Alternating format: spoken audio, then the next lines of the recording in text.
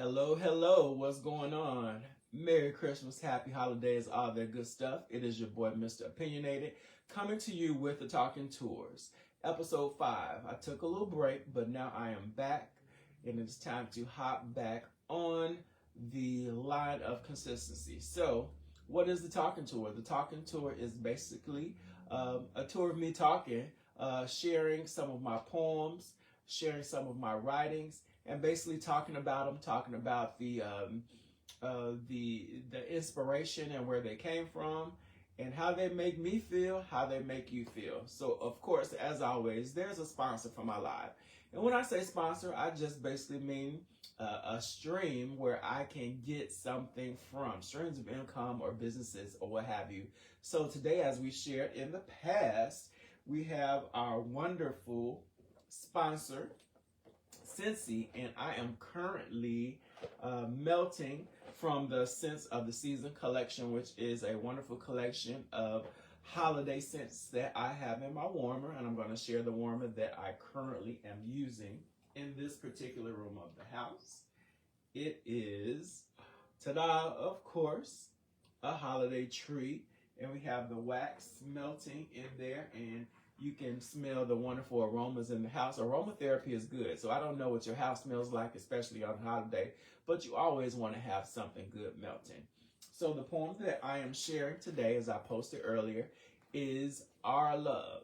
And I'm going to share the cover of the book. This is from the second one, Memoirs from the Heart, which I think is one of my most personal books. So Our Love, I performed at one of my best friend's wedding about 7 years ago. She liked the poem and she asked me to share it at her wedding. So that's what I did. And here it goes. Tell me what you think. See, our love is organic, natural, unforced. Like God's creation, it was spoken into existence. Our love perseveres. It does battle and slays the Goliaths of the world. Our love stands the test of time and weathers the storm just like a tree deeply rooted in the soil. Unchangeable, just like the sun rises in the east and sets in the west. Our love feeds nations like a soup kitchen at Thanksgiving. Supplies a warm meal to a heavy heart like a rescue package on a stranded island. Our love delivers in those dark places.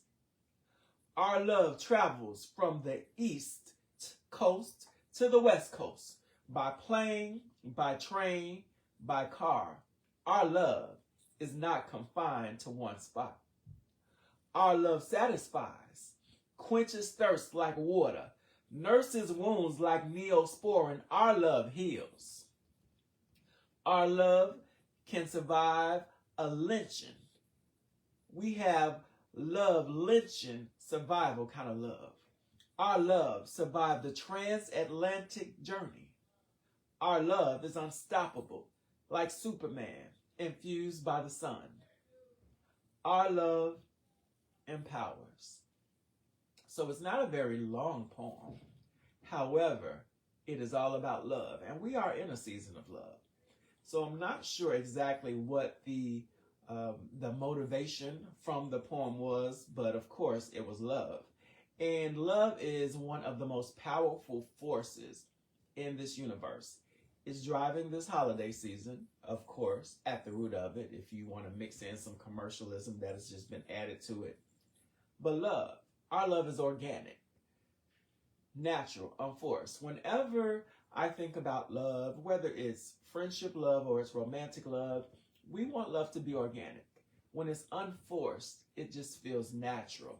Have you ever been in a situation where somebody was trying to force themselves on you, whether that is friendship or there's something romantic? There's just something unsettling and uncomfortable about that. But in this poem, our love is organic, meaning it's natural, meaning it just occurs. I believe that relationships should just occur and they don't have to be forced. Like God's creation, it was spoken into existence. a lot of the relationships and interactions that we have, we speak those into existence. So we have to be very careful about what we say. And we also have to be intentional. If you desire friendship, if you desire love, if you desire a relationship, speak it into existence. And that brings to mind earlier this year, one of my friends, Inez Woody, she spoke about friendship and she talked about speaking into an existence. And I accepted that. And I said, I want stronger, more genuine friendships. And do you know that not too long after that, somebody contacted me based on something that I post, and we've developed a stronger relationship. So you have to speak things into existence like the creator, but just like the poem says, like God's creation, it was spoken into existence.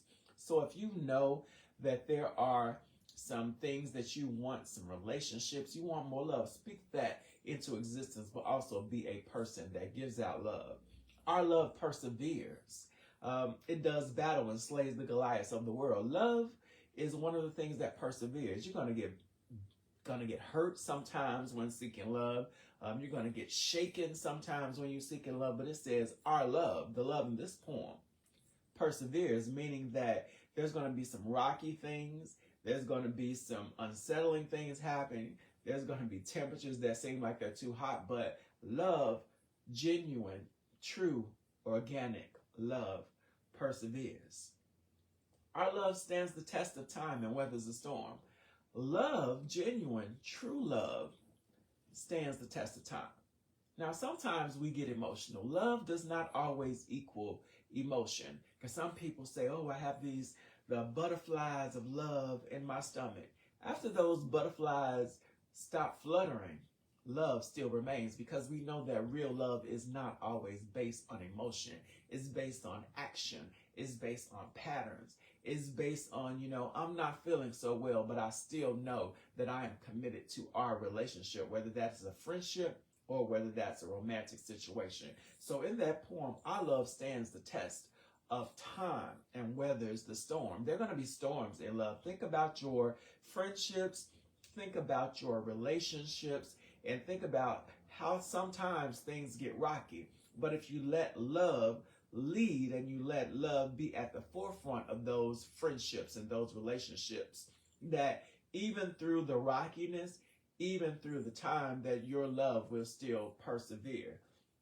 And it says, like love is predictable when it's true love. We know just like the sun, it rises in the east and sets in the west. When you have a strong kind of love, a love that's strong and that's consistent, you know that I can look to the east and the sun is going to set, and at the end of the day that I can look in the west and we know that the sun's going to be there. So in this poem, that is our love. And it says our love feeds nations like a soup kitchen at Thanksgiving. Love is abundant. Love is filling. Love nourishes. And we think about a soup kitchen. I don't know if many of you have ever had to go to a soup kitchen or you worked in a soup kitchen, and those typically do happen around the holiday times.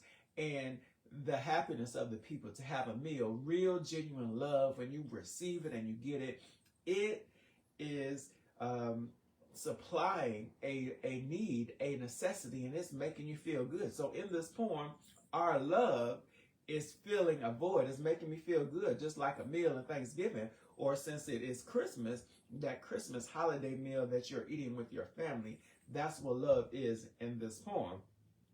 It says it's like a rescue package on a stranded island. I don't know how many of you have ever been stranded. Of course, an island, that really typically does not happen in reality for us. But maybe you were stranded in a car. Maybe your car broke down, and maybe you were waiting on AAA, or maybe you were waiting on a friend. Real genuine love is like that friend showing up and giving you a jump, pulling out those jumper cables and putting it on your car, and you're able to go where you are, or go where you need to go.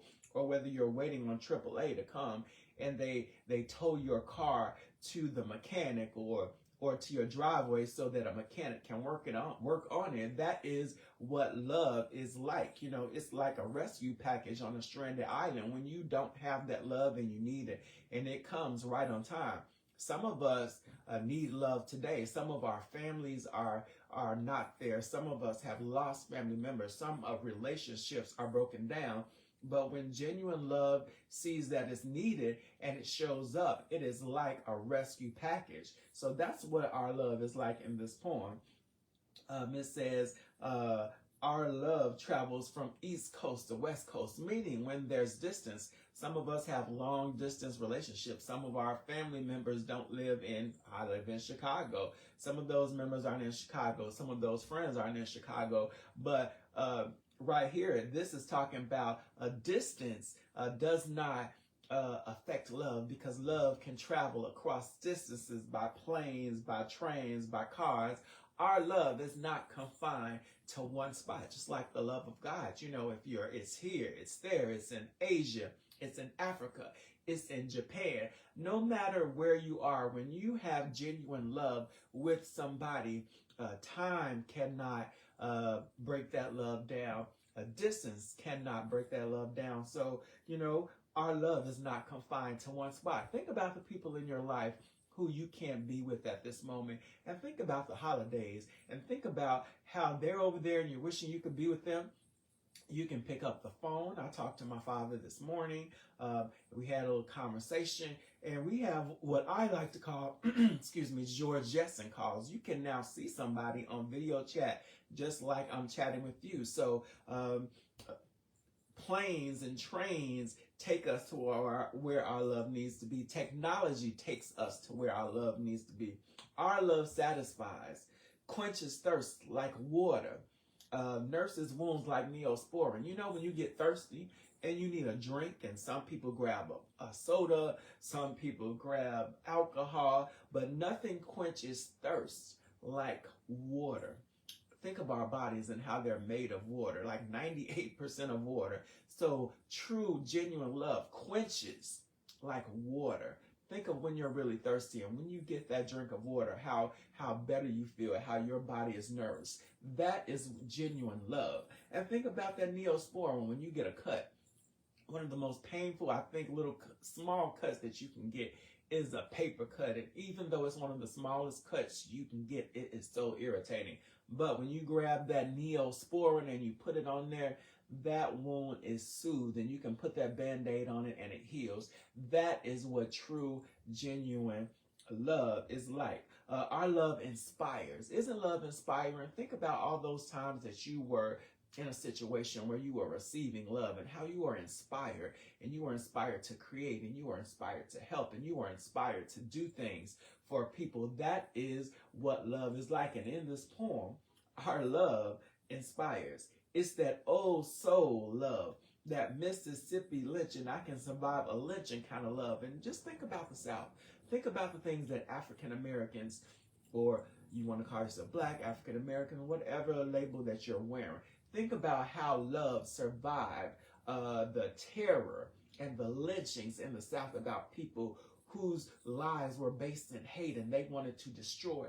Think about how love kept people together after lynchings and after having their properties burned, and think how it just brought them together, and how love will bring you together through turmoil, through terror. That is the kind of love that is described in this poem. Our love survived a transatlantic journey, and that's another reference to how many of my ancestors were taken from their home, taken from the motherland, and thrown in the belly of ships, and they traveled all the way over here to what is called the Americas. Think about all the people that made that journey. A lot of people did not make that journey. Some people died, but love is so strong that some of the people survived and they got off that boat. So their love survived the transatlantic journey, and their seas are now here. So love is so powerful. It can survive something as wicked as being ripped out of your homeland and somewhere else.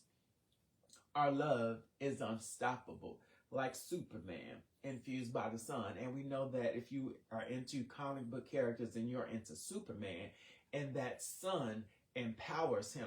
And we know when he had got hit by some kryptonite, or he was down, and when that sun started hitting him, he was infused with power, Love infuses you with power, just like Superman. And when you got that love going, you are unstoppable. So be like Superman. Get you some love. Pay attention to the love around you, because sometimes we do not pay attention, and there is love and abundance of love all around us, and it makes us feel good. But sometimes we don't know it, we don't see it, we're not moving towards the cues. So in this poem, our love is unstoppable. Our love empowers. And that is the last line of the poem. And just think of all the times that you have been moved by love. And think about, hey, Merry Christmas, Mahogany. Merry Christmas, Keisha. Merry Christmas, Noe. Merry Christmas, Tamika. Thank you for tuning in. I'm basically kind of ending this episode of the Talking Tours, where I'm basically sharing my poetry. This poem I'm sharing from my second project, which is Our Love. I'm just talking about love because I think it's the perfect day to talk about love. So our love empowers. Just think about all those times when you felt loved, and think about how it feels inside to feel loved, and how you operate, and how you talk to people, and how you are able to do things. It says our love empowers. When you operate in love, think about how many people you can help.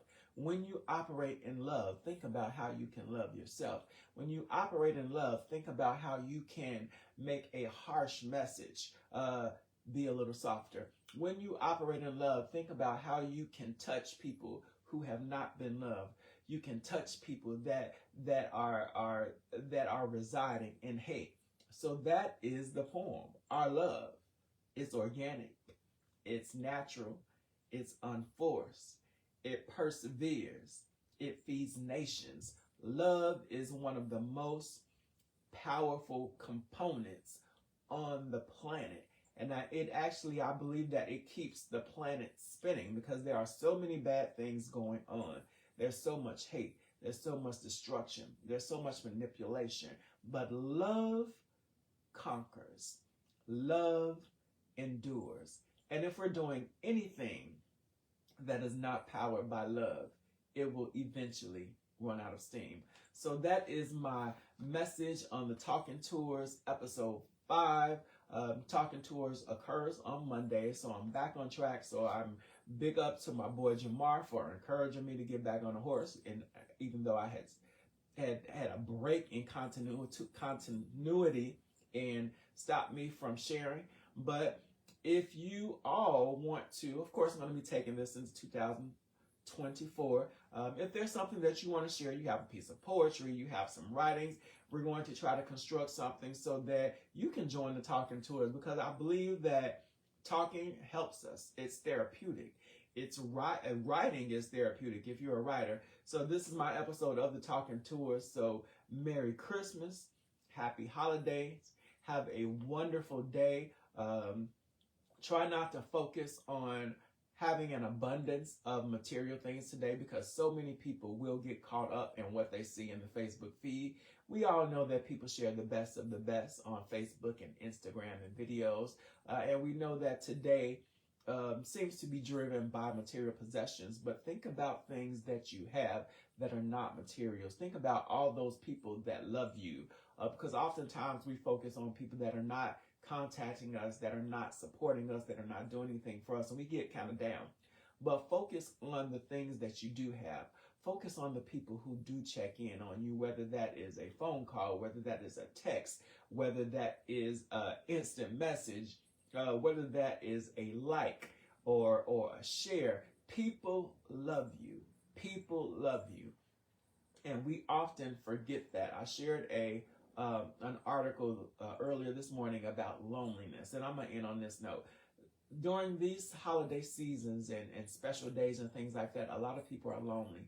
A lot of people feel like they don't have anybody that cares about them. A lot of people are just down and out because things have happened, and as the year ends, it just comes down on them like a ton of bricks. So just know that somebody cares. Just know that you matter, and you are loved. And let's go out and share our love.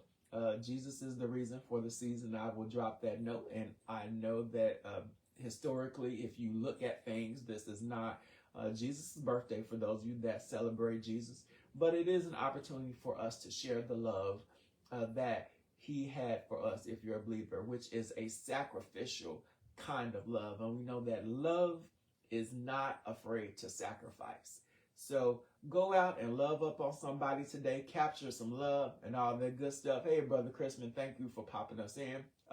If this resonated with you, if it tugged at your heartstrings a little bit, please feel free to share the message. Merry Christmas and happy holiday, and share some love. Peace out.